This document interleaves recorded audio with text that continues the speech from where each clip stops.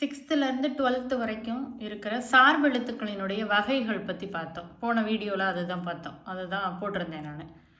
அதில் அளபடைகள்ங்கிற தலைப்பில் கண்டிப்பாக ஒரு கேள்வி நமக்கு கேட்பாங்க. இப்போ அந்த அளபடைகள் என்னென்ன அளபடைகள்லாம் நம்மக்கிட்ட இருக்குது, அதாவது 6th to 12th வரைக்கும் என்னென்ன அளபடைகள்லாம் இருக்குது அப்படிங்கிறத தொகுத்து நான் கொடுத்துருக்கேன். இப்போ திரும்பவும் பாருங்களேன், அளபடையில் உயிரளபடை ஒற்றளபடைன்னு 2 வகை இருக்குதுன்னு பார்த்தோம். ஓகேவா? அதில் உயிரளபடையில் 3 வகை இருக்குது. கேள்வி நல்லா கவனிச்சுக்கோங்க. கேள்வி இதுக்குள்ளே இருந்து தான், இதுக்குள்ளே இருந்து கண்டிப்பாக ஒரு கேள்வி இருக்கும். இப்போ உயிரளபடையில் 3 வகை இருக்குது: செய்யுளிசை, இன்னிசை, சொல்லிசை. இப்போ பாருங்கள், செய்யுளிசை அளபடை, இன்னொரு பெயர் இசை நிறை அளபடை. அதாவது ஈரசை சொற்கள் தான் வரும். அதில் 2 அசை தான் இருக்கும். இகரம் தவிர பிற உயிர்கள் அளபெடுக்கும்.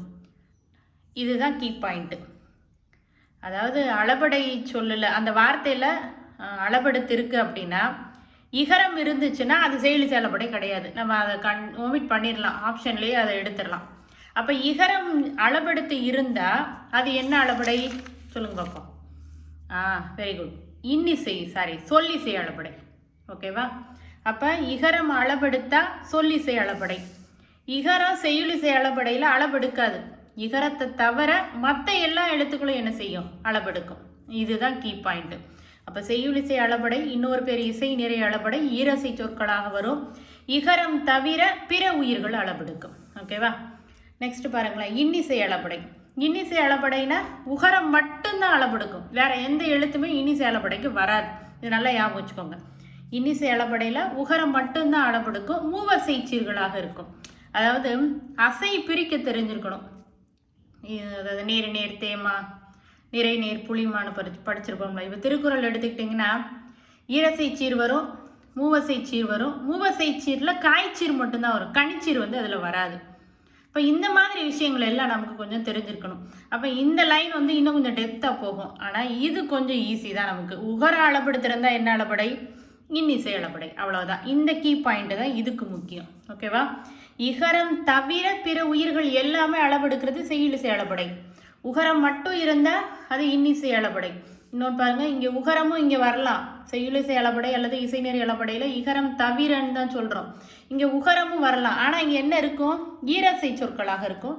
இது மூவசை சீர்களாக இருக்கும். ஓகேவா? இங்கே 2 அசைச்சீர் இருக்கும், இங்கே மூவசை சீர் இருக்கும். அடுத்தது சொல்லிசை அளபடை.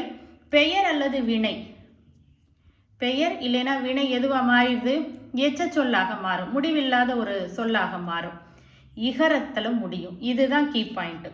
இது நம்மளால் புரிஞ்சுக்க லேட் ஆகுதுன்னா இதை ஞாபகத்தில் வச்சுக்கோங்க. ஓரசையாக இருக்கும்.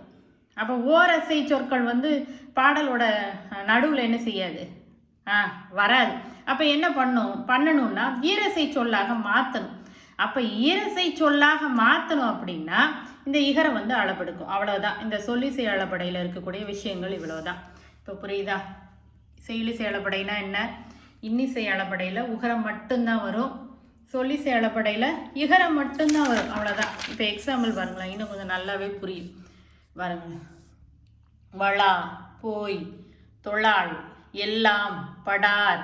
இப்போ இது அளவெடுத்துருக்கிறதுக்காக வளா, போய் அப்படின்னு நம்ம வாசிக்கக்கூடாது.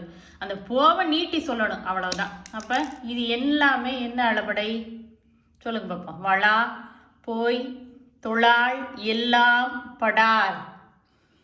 Very good. என்ன அளபடை? செய்யுளிசை அளபடை. ஓகேவா? செய்யுளிசை அளபடைக்கு இன்னொரு பேர் என்னது? ஏன்னா அங்கே ஆப்ஷனில் செய்யுளிசை அளபடையை பார்த்துட்டு உட்காந்துருக்க கூடாது. என்ன இருக்கலாம்? வெரி குட், இசை நிறை அளபடையும் இருக்கும். இப்போ இது 2 பேர்.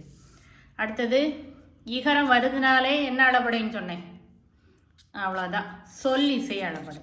ஓகேவா? சொல்லிசை அளபடை. அது தலை, தலைனா பொருந்து. தலை, தலை அப்படின்னா பொருந்திங்கிற பொருளில் வரும். விருப்பம், விரும்பி. நசைனா விருப்பம். முனைனாலும் விருப்பம் தான். ஓகேவா? அப்போ பெயரும் அல்லது வினையும் எச்ச சொல்லாக மாறுச்சுன்னா அது சொல்லிசை அளபடை. அதை விட ஈஸியான கீ பாயிண்ட்டு இகரத்தில் முடிகிறப்ப. ஓகேவா?